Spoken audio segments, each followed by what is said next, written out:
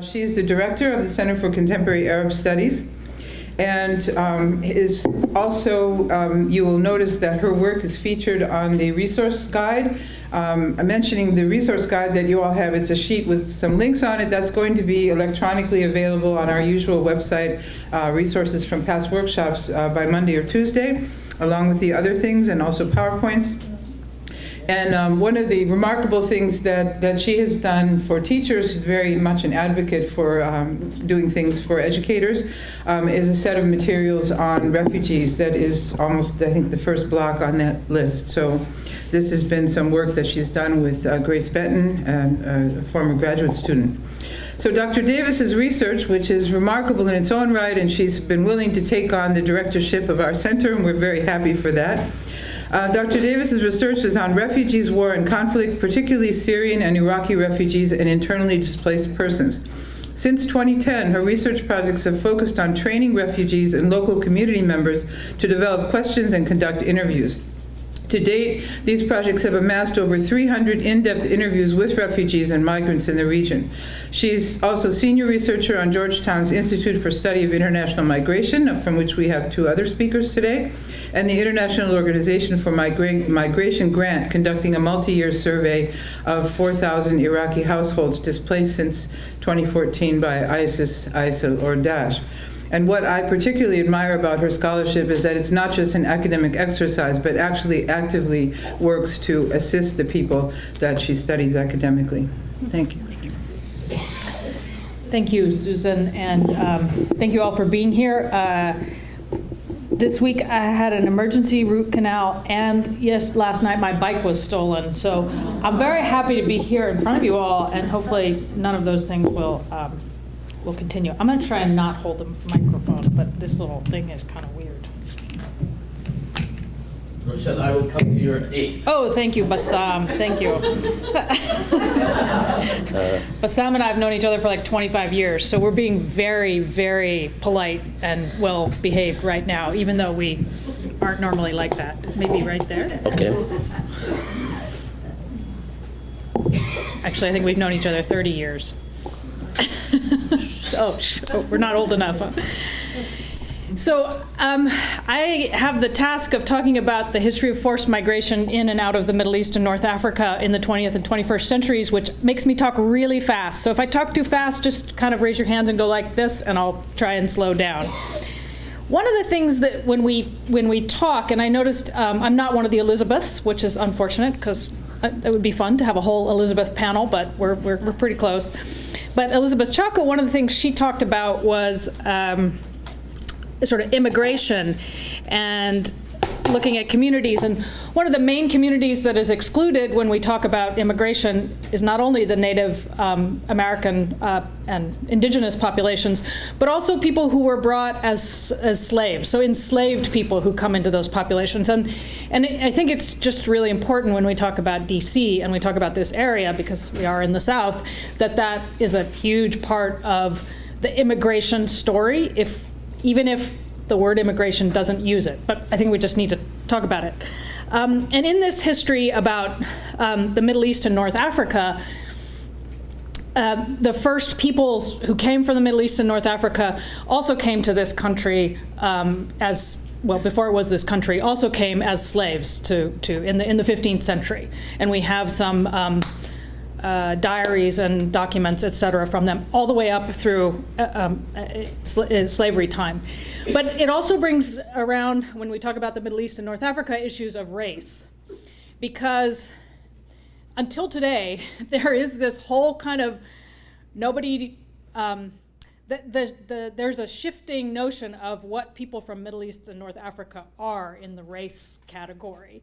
And at times they fell under the Asian Exclusion Acts that the U.S. put in to keep out people from Asia. And sometimes Arabs and Middle Easterners fell under that and they were excluded. And at other times, like in the 18th century, the South Carolina House of Representatives decided that Moroccan Arabs living in the state should be treated according to the laws for whites, not the laws for blacks from Africa. And so it isn't just about origin, but there's also the American notions of race that are really sort of tied to this idea.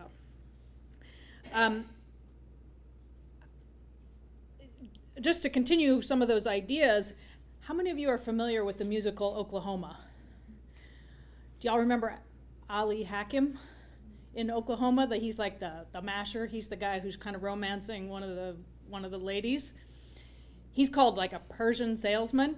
I doubt he was Persian. He was probably an Arab immigrant. So even in our sort of American popular culture, we have these references to Arabs and Arab immigrants. And the more you kind of think about it, and the more you talk, the more you sort of pay attention to these things, they pop up. And there's a fantastic museum if you're in Detroit, Dearborn area in Michigan, the Arab American Museum, which has been around and really kind of documents this history. And you can look at a lot of things on their website. And they're great projects for students. They've done a really good job of putting up photographs and histories, and they've collected from the community over the last 20 years. So that's not the topic of what I'm going to talk about, but I wanted to kind of bridge from Elizabeth's presentation into mine. I'm going to talk about forced migration, not just migrants. And so I wanted to start with definitions. Migrants are sort of people on the move. It's very unspecified. But then what I'm going to talk about are forced migrants down here on the bottom. And those include people who have been forced to move. They include what we call refugees, or who are people who have crossed a border. Oftentimes we think of them due to conflict or disaster. Asylum seekers who have sought international protection and whose claims for refugee status have not been determined. So that's another term that gets used a lot. Internally displaced persons, IDPs, you'll hear that in the news a lot. That's a relatively recent term. We didn't necessarily talk about IDPs 50 years ago as IDPs. I mean, they existed, we just didn't talk about them in those ways. IDPs are people who are still within their same state or country where they have citizenship or where they live. They have just moved inside the country. And then displaced persons, or the displaced. That just sort of is all of the above, people who have been forced or forced migrant. So all of these terms are used, and they all kind of have slightly different definitions. So the other thing to kind of think about is how many people who are forcibly displaced at present. The way they count them, they say there are over 65 million. These are from 2015. I chose it because it has a nice graphic. The later, newer ones are harder to show. Of those, they say this is the largest population movement since they've really been counting, the largest group of forcibly displaced people that they've been counting since World War II.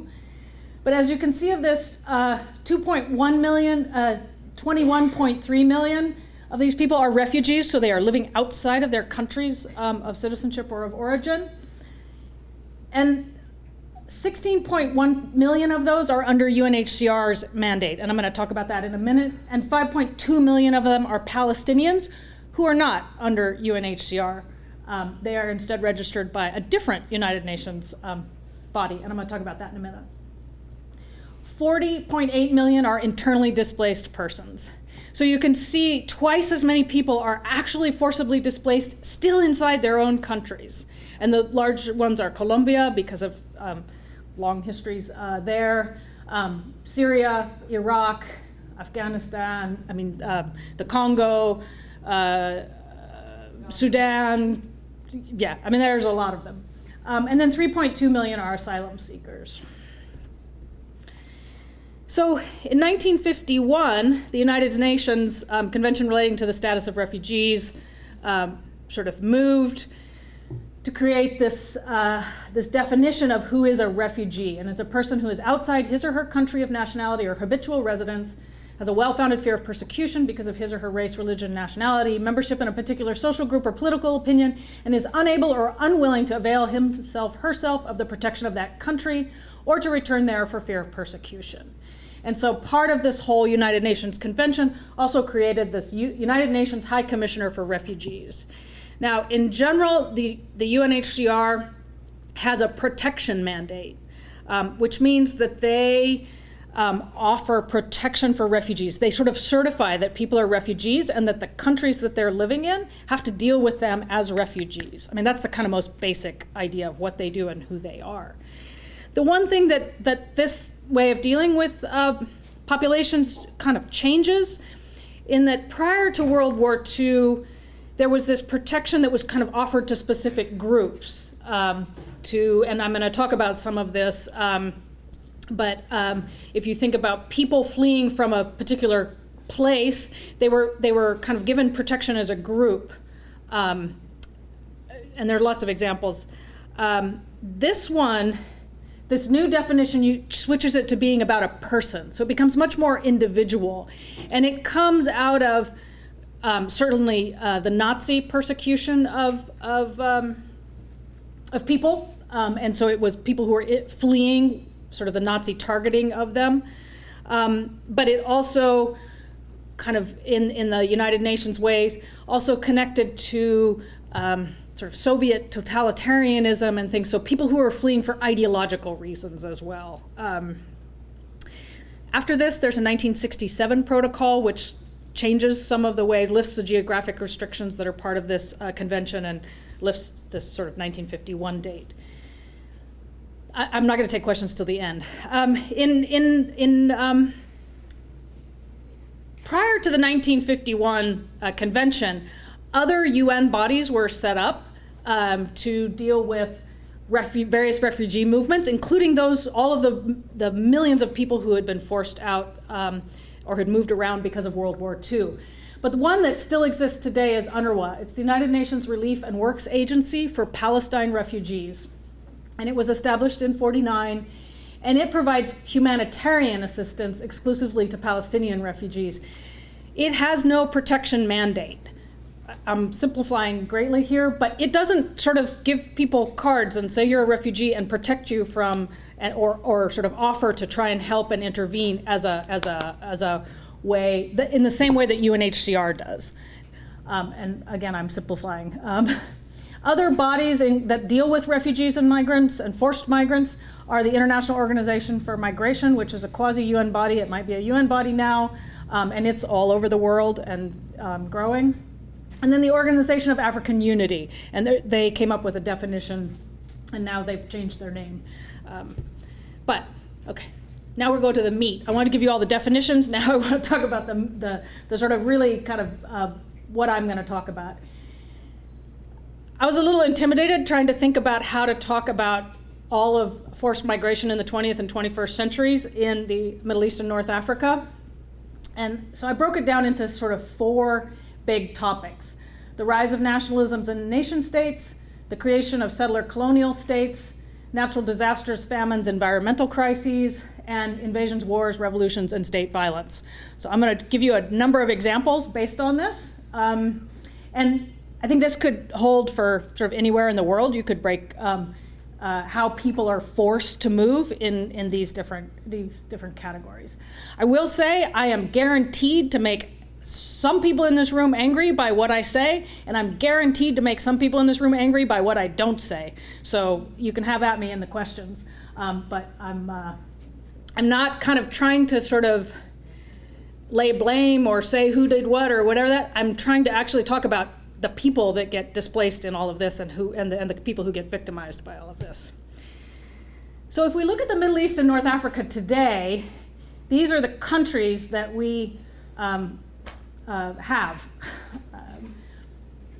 that are countries. And I'll come back to this map a few times to remind us. But if we go to 1914, so just a little bit more than 100 years ago, this is what that map looked like. Right? You had the Ottoman Empire that was in what is current Turkey, down through Syria, Iraq, Palestine, Lebanon, Israel. Egypt and Sudan were part of they were part of the British condominium, and you had the Italians, colonial occupiers of Libya, and what is today Eritrea and Somalia. Ethiopia, as our previous speaker mentioned, wasn't colonized.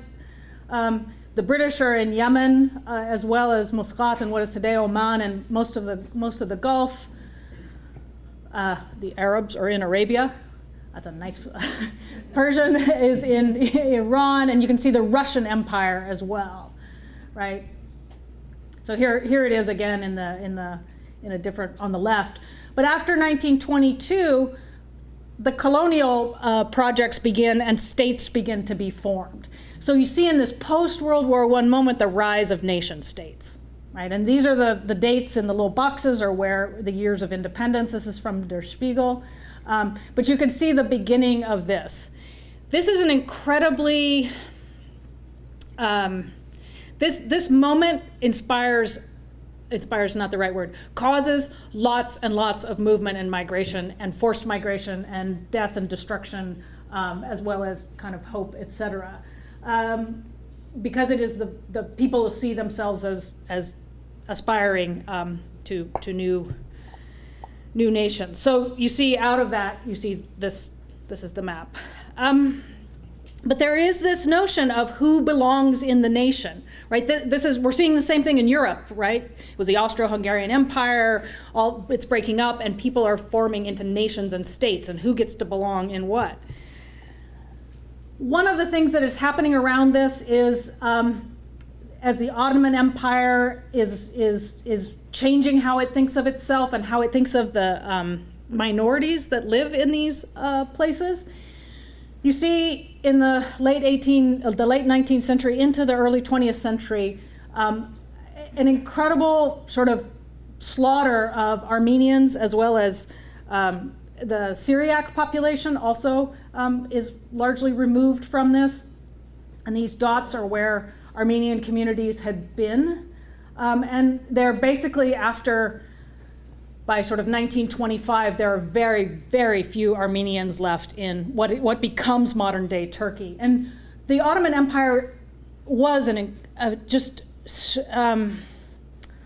there were so many languages and religions and communities living in the Ottoman Empire. And so with the rise of Turkey, you see this idea that Turkey should be, Turks should live in Turkey. And so one of the things that is coming out of that is this genocide. So Armenians, it's a genocide because 1 million plus people are killed, but it's also, they are driven all over the place. And so you have massive numbers of Armenians come south into Syria, Lebanon, Palestine, Jordan today, and they still live there today. There are still Armenian communities there today. Others go, the Armenian community in California and other parts of the United States are also part of this movement out in this period. And one of the things I try to do in my presentations is use the depictions by the peoples themselves who are displaced to kind of express their displacement rather than photographs of them. I will do some photographs, but yeah. So this is sorry, it's cut off there, by an Armenian artist. It's called "It is Devoted to Sacred Memory," and it's part of a triptych. But these are shoes that the Armenians would have been wearing at the time, and this symbolizes this forced march across the desert in northern Syria, where ISIS has been for the last bit in Syria, and they actually forced them in. Syria welcomed them in and really used the Armenian communities and the Syriac communities to help build the eastern part of Syria, areas of Hasaka in particular, but also Raqqa and others. And they became really prominent trade zones because of this Armenian community. And Aleppo as well has a huge Armenian community. This period as well, with the rise of modern Turkey, saw this enforced, it was a compulsory population exchange. So almost all of the Greeks who they had to figure out, now by they, I don't mean Turkey and I don't mean Greece. There was this movement that was part of this Lausanne Convention by outside forces that also, European forces that also met with the Greek and Turkish government representatives to say the only way to fight to stop this fighting is to move the populations, and so they moved 1.2 million people. They decided were Greeks, and there's quite a bit about how people were decided to be Greeks, how they were decided as Greeks, and they were moved they were moved into Greece. And over 400,000 Turks were moved from Greece into what is now Greece into Turkey. And these was incredible hardships, particularly on the population, because they were forced to leave everything behind, their property, they were merchants, they were farmers, they lost all of that. And so it was seen as a population exchange, but it was really traumatic for everyone involved. And it was a real hardship on the countries as well, because each country now had to take care of these huge populations a lot of the Greeks who were forced out of what became Turkey were Turkish speakers. They might be Greek Orthodox by religion, but one of the things that people who write on this subject have studied, they say that around this time there was this ethnicized religious identity that was mobilized in this population exchange, and the point of it was to create a sort of a new national solidarity, that you are this because you have these particular characteristics. So if you were a Greek Orthodox, if you worshipped in the Greek Orthodox Christian tradition, that meant you were Greek. And so there was this whole discussion about, well, if there are Arabs who are Greek Orthodox, who worship in the Greek Orthodox Christian tradition, were they Greeks or not? And so there was this whole discussion about whether they counted or not. They did not count in this. They were seen as, no, they were Arabs, and they weren't going to be sent to Greece in this thing, because they were Arabic speakers as well, I guess. But anyway, but really, what you see coming out of the narratives of modern Greece and modern Turkey are these narratives of victimization that create a national history and create an enemy. And so you have this way of forming the nation that excludes and separates it from what had been populations. This historian says, she says, quote, "These collective memories of victimhood obfuscate as much as they reveal. In the years before the Balkan Wars, when all these things, in the 19th century, when all this was happening, people worked together, lived as neighbors, and depended on each other in a web of economic relationships." And so when these kind of nations come up and decide who is in and who is out, all that goes away. Here are some of the people leaving, Greek refugees who have left by boat from Izmir, what is now Izmir in Turkey, and they're arriving in Thessaloniki. So you can see sort of both what they were able to bring with them and how they were transported. Another population, which I'm just going to mention, is the Kurdistan and the Kurds. And so there was this border again around the same time as the modern state of Turkey was being created out of the Ottoman Empire and post World War I. And there was this proposed border of a Kurdistan that goes into Turkey, a tiny bit of Syria, Iraq, northern Iraq, part of Iran, as you can see. And so that has obviously never happened. And so Kurds remain what they think of themselves as a stateless people and or a nation without a nation state to this day. And Iraqi Kurdistan is a real movement by Kurds in northern Iraq to create a state for Kurds. And part of what is happening in Syria today is related to this Turkey-Kurdish the struggle between Turkey and Kurds, because the Kurds want more independence. And they're a huge part of the population of Turkey, and as you can see. So that continues to this day. Another creation of around nations and states is the creation of South Sudan in 2011, which separated from the rest of Sudan to the north. And I thought this was a great image of this sort of the youth kind of trying to mend the country by sewing flags, that it's the symbol of the nation that the young person can kind of be part of. But South Sudan, Sudan was created in the 1950s. Sudan gained independence in the 1950s, and since that time there's been a long struggle between the southern parts of Sudan and the northern parts of Sudan. So this creation of South Sudan in 2011 was seen as a real victory, particularly among South Sudanese. Unfortunately, that has really it has not turned out as anyone would have wished, and there is a huge amount of fighting throughout all of what is now South Sudan. in large part between groups, internal southern Sudanese groups fighting. So it is, as you can see, there are 1.8 million southern Sudanese refugees and 1.8 million internally displaced in Sudan. I mean, it's a humanitarian disaster of incredible proportions, and we don't hear about it. Back to just a map to pull us to remember. I want to talk about Algeria. And I want to shift to talking about settler colonialism, which was my second one. Settler colonialism has a long history in the Middle East and North Africa. Colonialism certainly, and Algeria was envisioned as a settler. Algeria was part of France. I mean, the French sort of saw Algeria as it was going to be part of France, even though it's rather far away. There's no geographical continuity. But it was a French colony starting in 1830, and they fought for and gained their independence in 1962. And if you've ever seen the Battle of Algiers, you should watch it if you haven't seen it. It's an incredible movie filmed right after French independence. I mean, after Algerian independence. But it sort of tells the story of why Algerians sort of wanted to have their own country. And so there were French settlers who were born there and who were French, and they had to be physically removed and returned to France. And it has remained an issue in French society.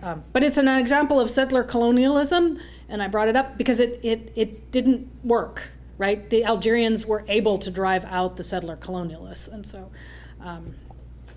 another one, which I think could be considered a settler colonial state, is the Western Sahara, which is just south of Morocco on the western edge of North Africa. And this area was colonial Spanish Sahara and until 1975. And then there was a big push in the United Nations General Assembly to get Spain to decolonize this territory, really starting in 1965. And then finally, in 1975, Spain relinquished the control of the territory to a joint administration by Morocco and Mauritania. So Morocco to the north and Mauritania to the south and the east. There was a war between a Sahrawi nationalist movement, which is called the Polisario Front, and they proclaimed what is called the Sahrawi Arab Democratic Republic. And finally, in 1979, Mauritania withdrew any claim to the territory, and Morocco did not. It has secured de facto control of most of it. You can see this part is under Moroccan control. This part is under the not Moroccan control, under the Sahrawi Arab Democratic Republic control. And the UN is deeply involved in this. Meanwhile, Morocco has sent Moroccans in as settlers. It is doing lots and lots of phosphate mining in the territory, and it has built a berm, a giant earthen wall, to separate what it considers its own part of Western Sahara, it considers it part of Morocco, from the lined part here.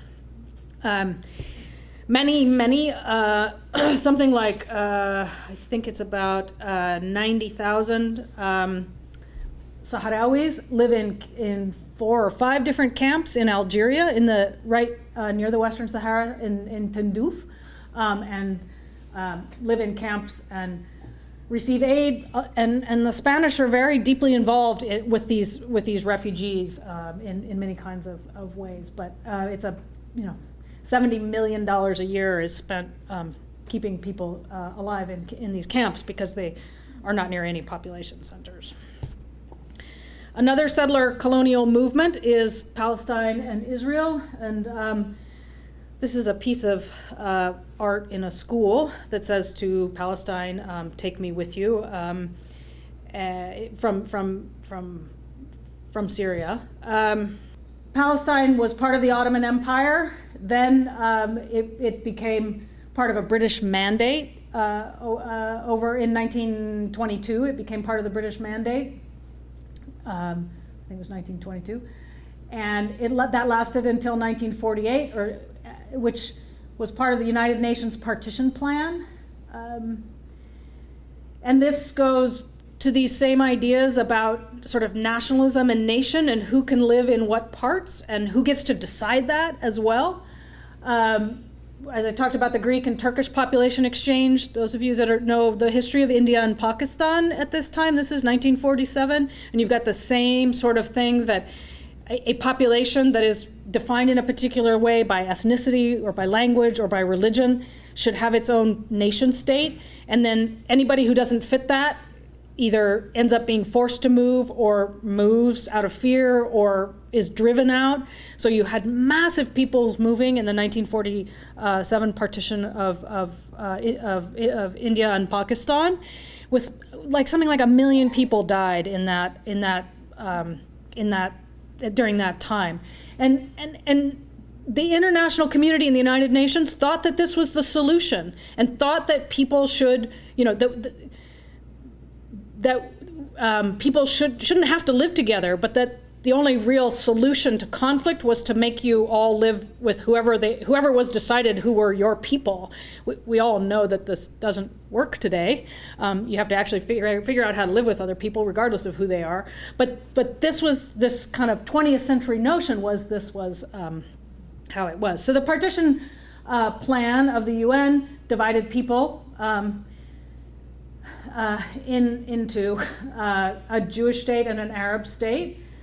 And then the Rhodes Armistice line took more of the land from the Arab state, and by war, when Israel was created, it then had conquered these other territories. No Arab state was ever created, and in the process, over 418 villages that were all Palestinian villages were depopulated and destroyed. And this history goes on much longer than this. I'm gonna skip forward to number 3. I mean, this remains a conflict that is embedded in a settler colonial framework in which people who are not the indigenous people living on the land are brought in and are settled in certain areas, and other people displaced. And so I can talk about it more if you want. The other category that I put up were natural disasters, famines, and environmental crises. These were less an issue in the past, although certainly in the 19th century, when a lot of the Arab American community came to the United States, they were fleeing famines as well as wars. But I do think it's going to be more likely to be an issue in the future. The desertification that's happening in the Sahara is huge and is is really moving populations and causing conflict. I would say in general, when we look at environmental crises, unless they're catastrophic like floods or hurricanes or things like we've seen in Haiti or typhoons like in the Philippines, in general, environmental crises oftentimes spur on other kinds of conflicts and crises. So if you think about Darfur in Sudan, some of what was happening in Darfur is because of the desertification and conflict over resources that had been abundant prior. Or you think about in Syria, there was a huge drought in the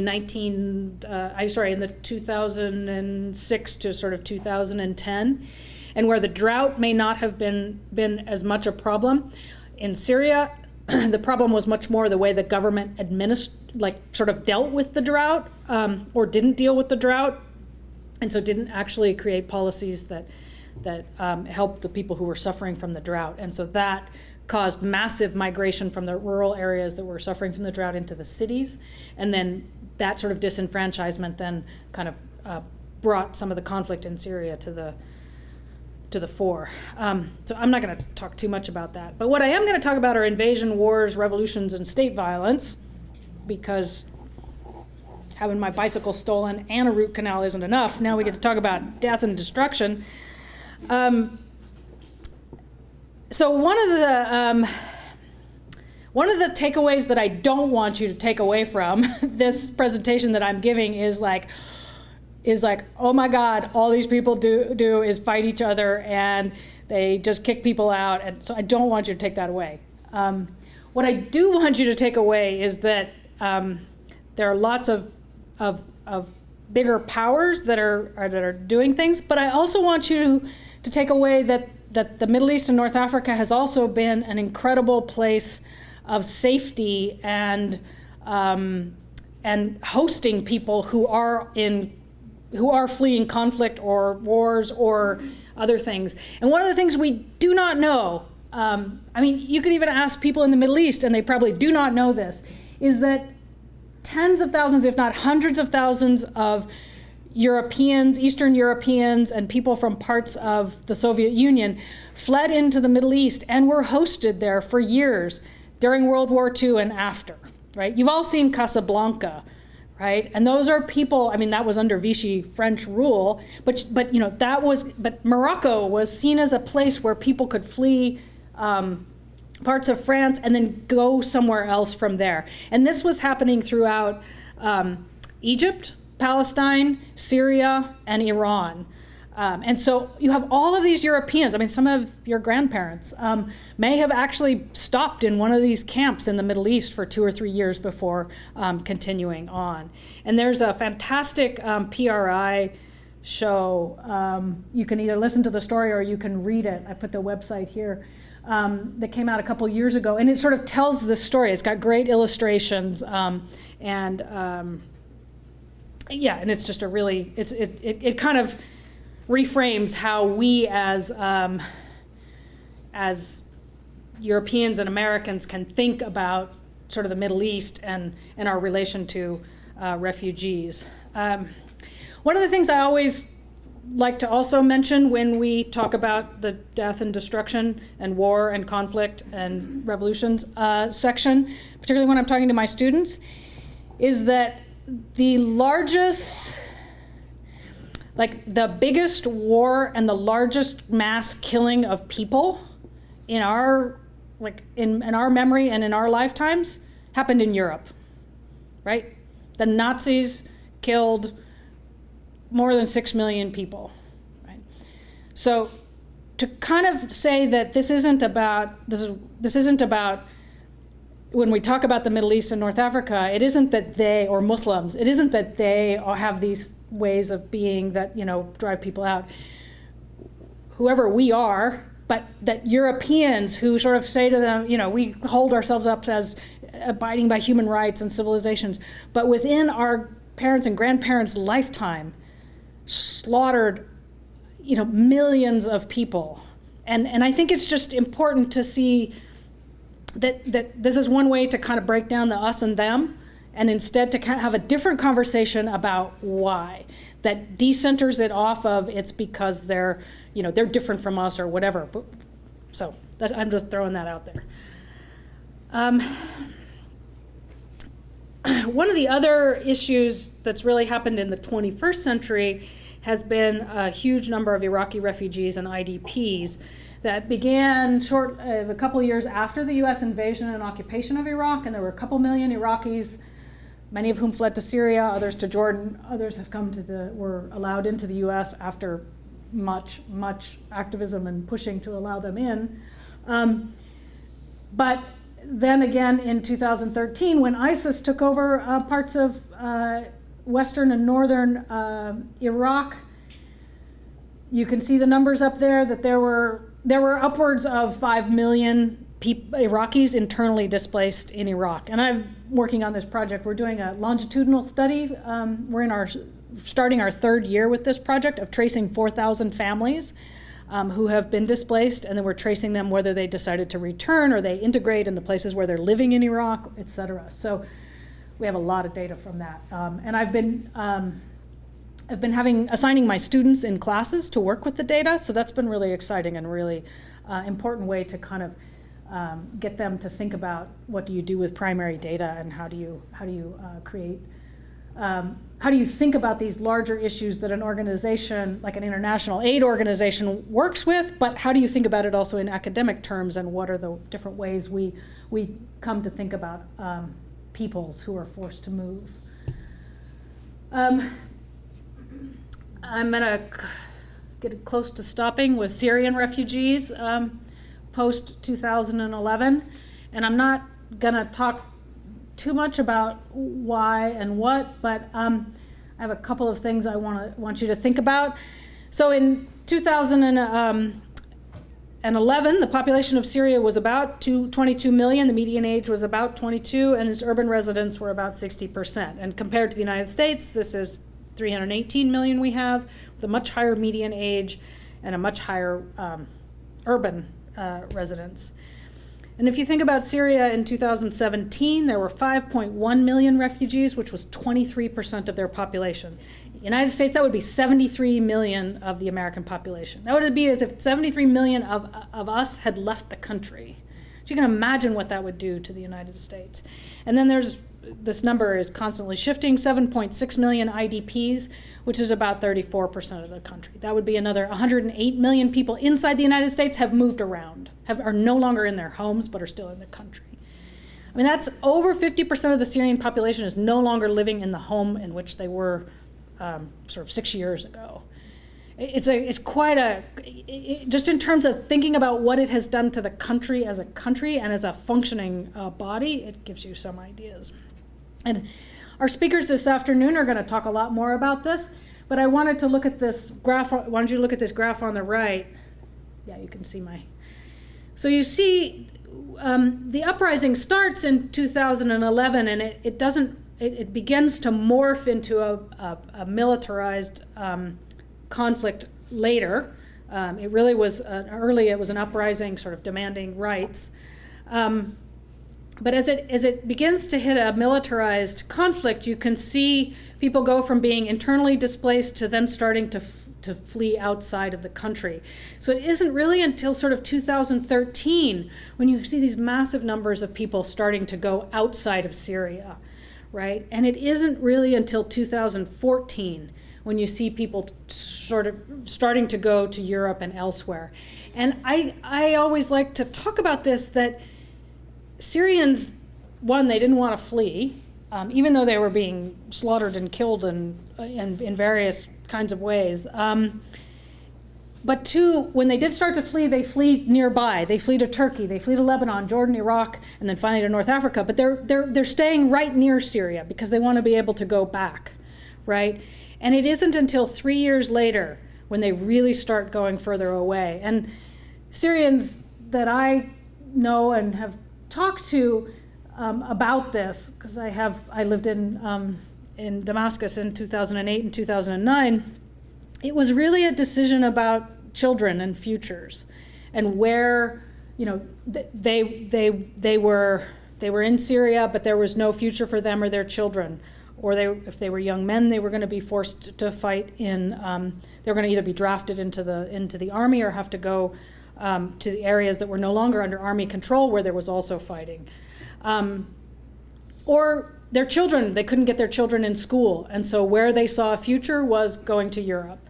And so this whole narrative, which you'll hear more about in the afternoons, about people going to Europe or leaving, is really much more about people no longer having hope or no longer having the opportunities that they envisioned for themselves and their families and their children in particular at home or in where they were. And I think I always like to quote this poet. I think some of you probably know it, Rochelle, I think it's Shire. She's a Somali British woman. And she says, "No one leaves home unless home is the mouth of a shark. You only run for the border when you see the whole city running as well, your neighbors running faster than you, breath bloody in their throats. The boy you went to school with who kissed you dizzy behind the old tin factory is holding a gun bigger than his body. You only leave home when home won't let you stay." And so I think this poem really kind of captures this kind of idea of how people move and why and when they move. This image, which is on the flyer, etc., for this, is one of my favorites. It's a cartoonist. His name is Joan.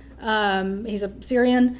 And if you know the history of Syria and cuneiform writing, which is where cuneiform began in Syria and our alphabet, and that's what it looks like. It looks like a cuneiform tablet, except when you look closer, they're people, and they're carrying bags, and they're children walking, and they're moving. And it's this idea that, it's playing with this idea.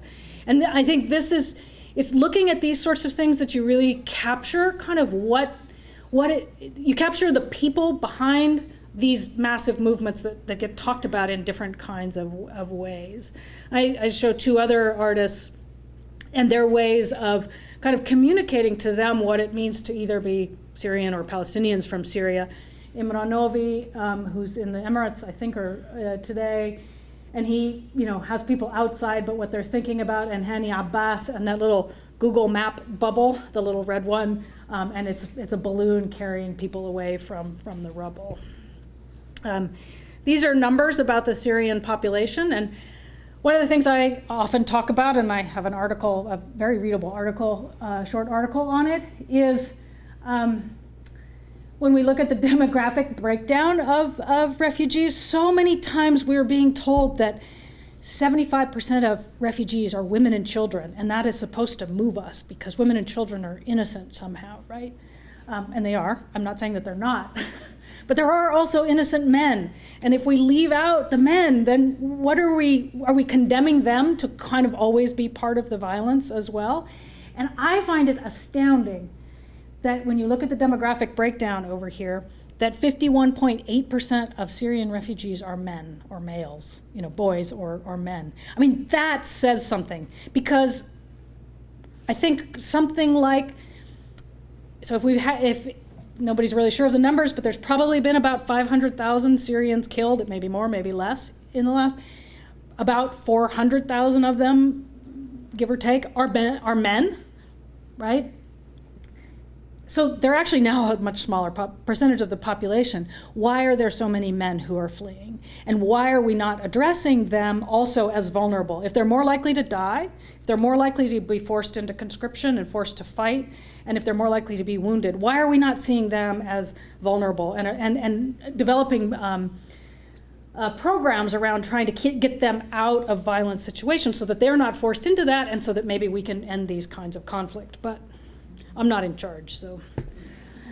Okay, conclusion. I have a drink.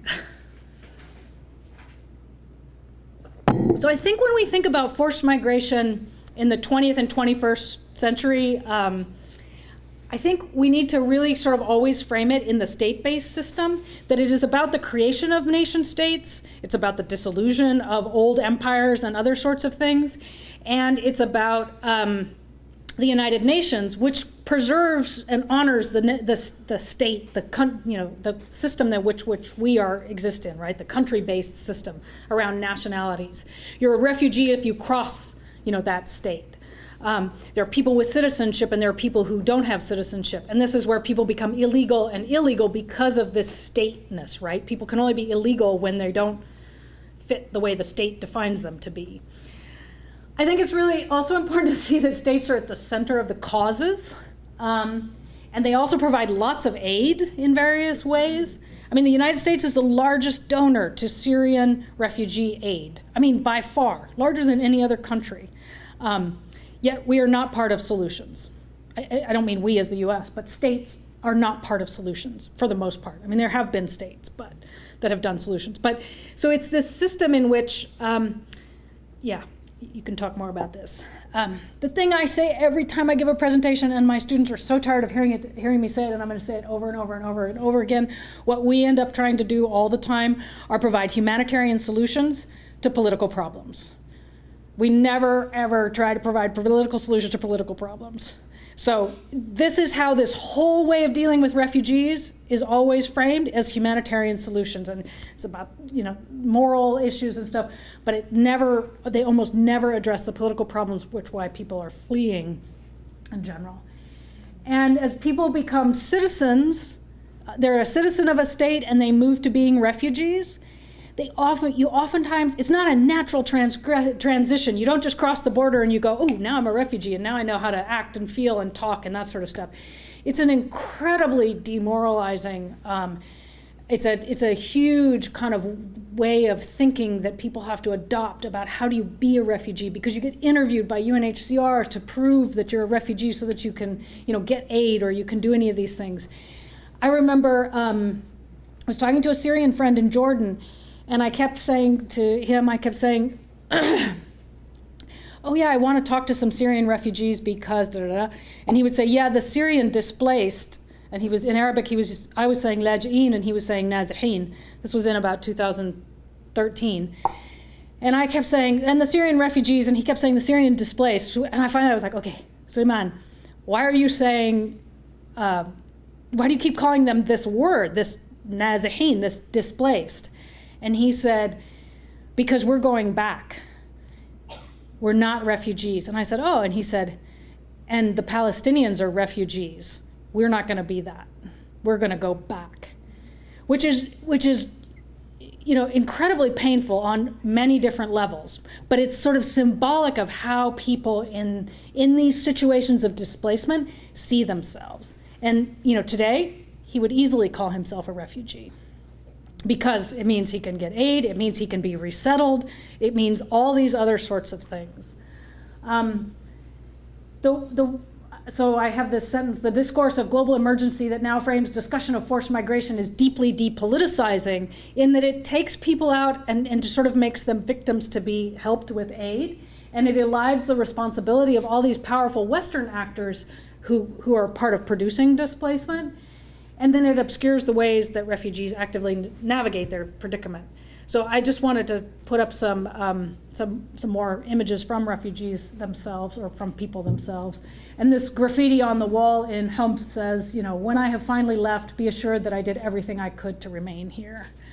And the other thing I kind of do want to make sure that we take away is that the major refugee hosting countries are not Europe, despite Europe talking about its migrant crisis. They are Turkey, Pakistan, Lebanon, Iran, Ethiopia, Jordan, Kenya, Uganda, the DRC, and Chad. They are all the countries in and around where conflicts are happening and why there are refugees. Oh, whoops. And then 55% of refugees, this was in 2015, came from 3 countries: from South Sudan, from Afghanistan, and from Syria. It's probably changed, but probably not terribly much. I just wanted to come back to thinking about, as we think in the United States and Europe in particular, about the burden that refugees place on our societies. 65 million people are forcibly displaced. 22.5 of them are refugees. There are 10 million people who are stateless. That means they have no documentation. They have no way to, they have nothing. They have no even way to prove who they are. There are lots of Syrian children being born in Lebanon today that have no documentation. They have nothing. So where they're going to be and who they're going to be in 20 years, Allahu Alam. Only God knows. And then in this, so there was 189,000 refugees resettled in 2016. That doesn't include the ones who self-settled in Europe, but it includes ones who went through these legal channels. And the international aid community talks about this thing called protracted refugee situations. This shows you how many of these situations have been for 10 to 19 years, which is 9, for 20 to 29 years, which is 12, and for 30 plus years, which is 11. And so we continue to talk about refugees in this way, even though they are into third and fourth generations. You might think of Somalis in Kenya, who are fourth generations in some cases, born in various camps, or Palestinians who are fourth and fifth generations born as refugees and without citizenship, without documentation, etc. And I go back to this this art collective from South Sudan called Ana Ta'ban. I am tired, and they do artwork throughout South Sudan, but they talk about all the reasons they're tired: poverty, tribalism, violence, hunger. I can't read the rest of them. But that there's this this kind of outcry that, and the ways that refugees sort of, or people who are in these situations sort of express themselves, and I like this one. With that, I'm done.